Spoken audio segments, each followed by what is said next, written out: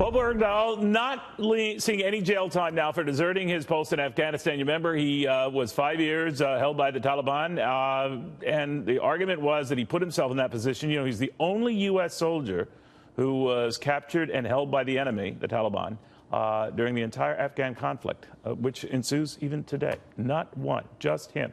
Military judge today giving Bergdahl what he calls a dishonorable discharge.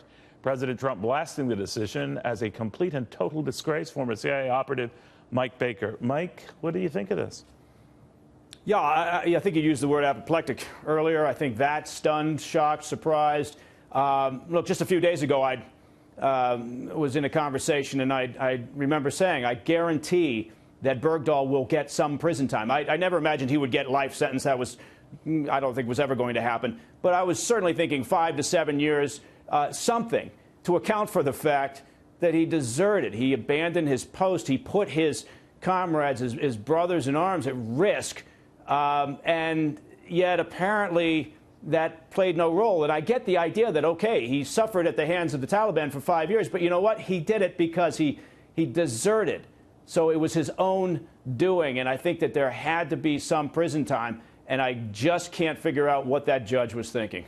You know, I don't know. There are many who get a dishonorable discharge. Retired General Joaquin was telling me sometimes you can get it for jaywalking. I think he was making an exaggeration to make a point that this hardly the scarlet letter that it would have given everything that's associated with Bergdahl. So he could still make, I assume, movie deals, book deals. There could be an enormous fortune awaiting him in recounting or showing this story. And I think for the guys who were behind trying to rescue him, free him, to say nothing of his comrades, that's got to be a double kick in the teeth. Oh, it is. No, absolutely. It's completely galling. And you know, I think there's no doubt that there's some folks out there who view this as somehow a victory. They're probably the same people who view Edward Snowden as a hero. But look, this is complicated. I get that. And there's a variety of issues here, right? But at the core of this story, he deserted. Now, some people will say, well, look, he was mentally unfit perhaps to even have been accepted into the Army. And that's true. Back in 2006, he washed out of basic training for the Coast Guard. And so you could argue, well, how did he then 2 years later get into the Army? Well, remember, we were ramping up our activity. Right. And so, people would argue, I think on that side, would say, well, so it wasn't his fault.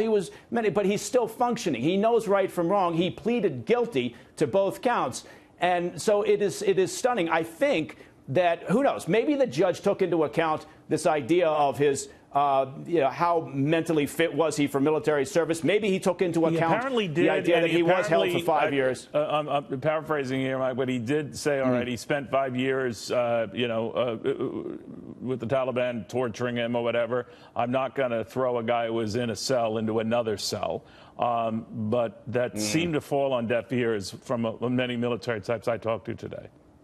Well, and it should. It should, because, again, at the core of this, I get it. I'm sorry he suffered at the hands of the Taliban, but he did it because of his own actions, because he deserted. And maybe I'm living in a different world, but I used to think there were consequences for actions this serious. And maybe we're not. Maybe we've adjusted our culture and our society, and it's all part and parcel of this idea that, personal responsibility doesn't matter much and consequences really aren't what they used to be.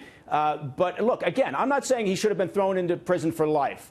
No. But how do we justify this? We swapped 5 terrorists for him, 5 Taliban militants. All right. 5 senior, absolutely. That's a very important point, and people forget. 5 mid to senior level Talibans, including the fellow who ran comms, the fellow who ran intelligence for the Taliban. We gave them back, and those individuals. A lot was swapped and traded there. Mike, thank you very much. They're back in the fight.